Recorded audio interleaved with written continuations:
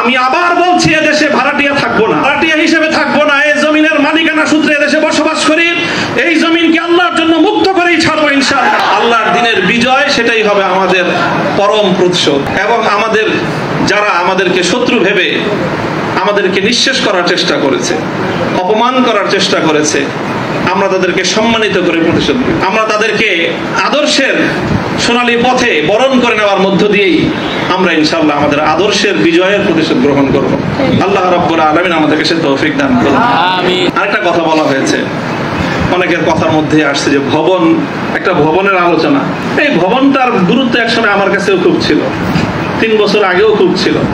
যখন শুনলাম যে ভবনটা চলে যাচ্ছে, আমি তখন সর্বপ্রথম সালাতুল হাজাত করে দোয়া করেছিলাম যে আল্লাহ যেন খায়রের ফয়সালা করেন। আর এরপরে এখন আমার অনুভূতিটা হলো যে এরকম ভবন না থাকাই ভালো।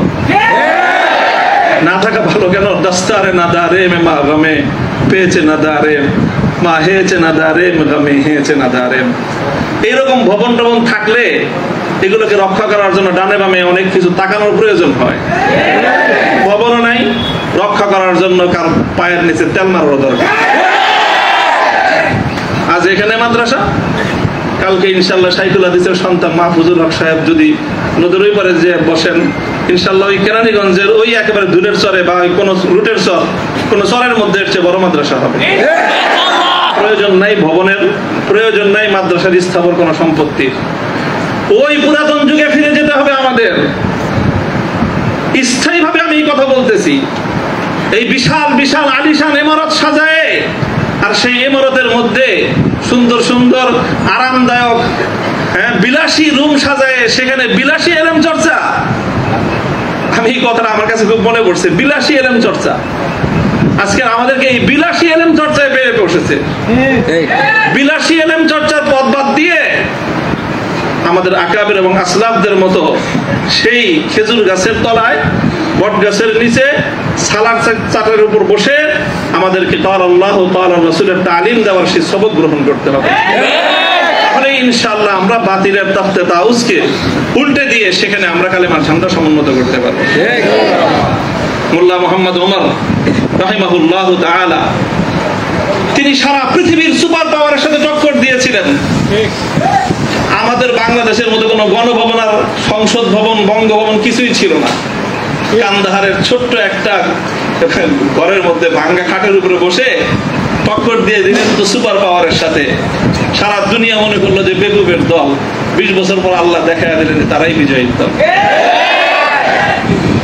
তবে একটা দুঃখ আমার, আমি এই গোটা প্রসঙ্গের সঙ্গে যারা যারা সম্পৃক্ত অধিকাংশই আমার সম্মানিত, অনেকে আমার মুহতারাম উস্তাদ, শুধু উস্তাদ না, অনেকে এমন আছেন যারা উস্তাদে মুকাওবিম, অর্থাৎ আমি আমার মতো করে শাইখুল হাদিস রহমতুল্লাহ আলাইহি আমাকে যাদের তত্ত্বাবধানে গড়ে তোলার চেষ্টা করেছেন, শুধু আমাকে না, আমার ভাইদেরকেও, মাহফুজ সাহেব হুজুর এবং আমি, আমরা 2 জন বিশেষ করে, ওনারাও অনেকে এখানে আছেন। কাজে তাদের প্রতি কোনো ধরনের অসম্মান হয়, অমর্যাদা হয়, সেই কথা আমি বলবো না। কখনো ভুলে বলে থাকলে সেটার জন্য আমি নিঃশর্ত ক্ষমা প্রার্থনা এখনো করছি, যে কোনো সময় করব, যে কোনো ভাবে করতে হয় করব। তবে একটা কথা, দুঃখের কথা, হৃদয়ে রক্তক্ষরণের একটা কথা, সেটা যদি আমার বাবার দ্বারা সেই ভুলটা হতো আমি বলতাম। সেই ভুলটা যদি এখন আমার অভিভাবক মাহফুজ সাহেবও যদি সেই ভুল করেন সেটাও আমি বলবো। সেই ভুল যদি আমিও করি, আমাকেও যেন আল্লাহ পাক সেই ভুলটাকে অনুভূতি দান করেন। সেটা হলো যখন এদেশে মূর্তির বিষয় নিয়ে বিতর্ক তৈরি হলো, ভাস্কর্য নামে জাতীয় পর্যায়ে মূর্তি তৈরি হবে কি হবে না এই বিষয়ে যখন বিতর্ক, তখন আপনারা সেই বিতর্কের মঞ্চে ডিজিটাল ছবি তোলাটা কতটা বড় অপরাধ, কতটা বড় অন্যায়, কত বড় গুনাহ, সেই মাসলা নিয়ে আসলেন। দুঃখটা এই জায়গায়, আপনারা সেই মাসলা উত্থাপন করে তখন এই মূর্তি এবং ভাস্কর্যকে প্রকারান্তরে বৈধতা দেওয়ার চেষ্টা করেছেন।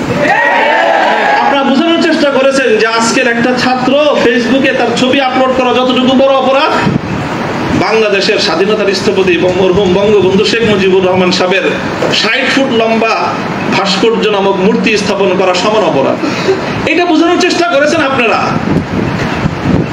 ব্যাপারটা কি এক?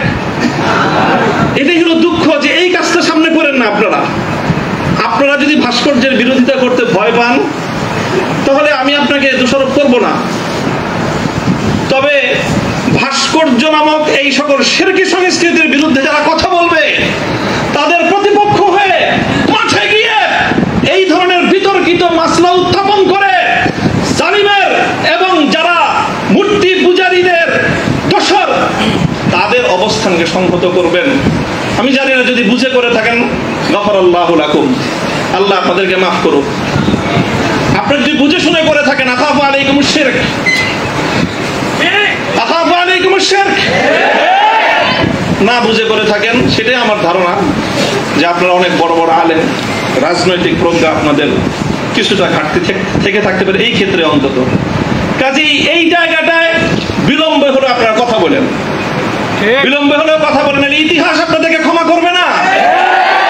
মনে রাখেন না যে আমরা হেফাজতে ইসলামের কিছু নওজওয়ান আলেম এবার যেটা করছে, সরকার একটা ভালো বুদ্ধির কাজ করছে। আগের বার থেকে, আগের অতীত থেকে তারা শিক্ষা নিছে। তো শাইখুল হাদিসের মতো, মুফতি আমিনী সাহেবদের মতো বৃদ্ধ মানুষদেরকে মানে তারা আটকায় জাতির কাছে তারা একটা বিশেষ মানে বড় ধরনের একটা মানে আসামির কাঠ করে দাঁড়ায় গেছিল। এবার তারা আমাদের মুরব্বীদেরকে কারো গায়ে স্পর্শ করে নাই, শুরুই করছে মামুনুল হক থেকে, যে এদের হাত পাও গুলি সব বাইরে দাও, তাইলে এই বুড়া মাথা যেগুলো আছে সেগুলো আর কি করবে, এই পলিসি নিছেন। তো কাজেই যেটা করেছেন সেটা হলো, আবারও বলছি যে এই ধরনের যখন তাওহীদ এবং শিরকের লড়াই হয়ে দাঁড়াবে, আল্লাহ ভাস্কর্য বিরোধী আন্দোলন এটা তাওহীদ এবং শিরকের আন্দোলন, সব শিরকের সংঘাত ছিল। ভাস্কর্যের পক্ষে যারা ছিলেন তারা শিরকের পক্ষে ছিলেন, ভাস্কর্যের বিপক্ষে যারা ছিলেন তারা তাওহীদের ঝান্ডা সমর্থন করেন।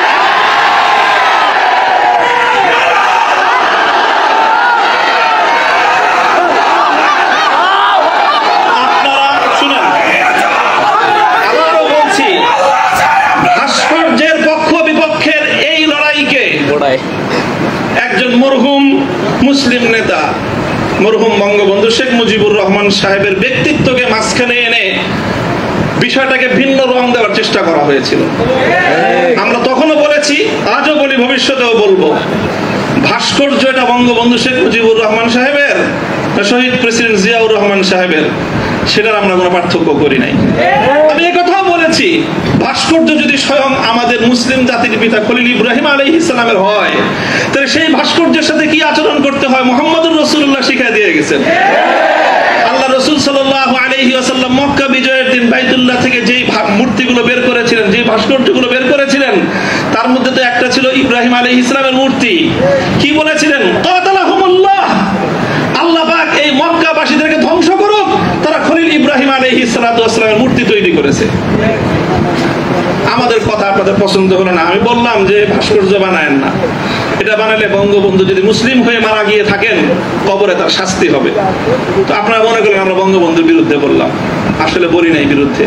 তিনি যদি, আবারও বলছি, যদি আল্লাহ তাকে ইমানের সাথে খাতেমা দিয়ে থাকেন, আমি জানি না তার কি অবস্থায় মৃত্যু হয়েছে, সেটা কেউ বলতে পারবে না, তাহলে তার ভাস্কর্য, তার মূর্তি তৈরি করাটা এটা তার সঙ্গে চরম বিশ্বাসঘাতকতা।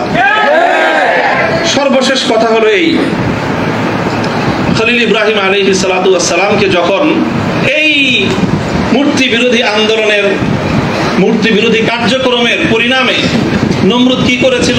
অগ্নিকুণ্ডে নিক্ষেপ করেছিল। এটা তো সবাই জানি আমরা। কিন্তু অগ্নিকুণ্ডে নিক্ষেপ করাটা এটা নমরুদের প্রধান শাস্তি ছিল না।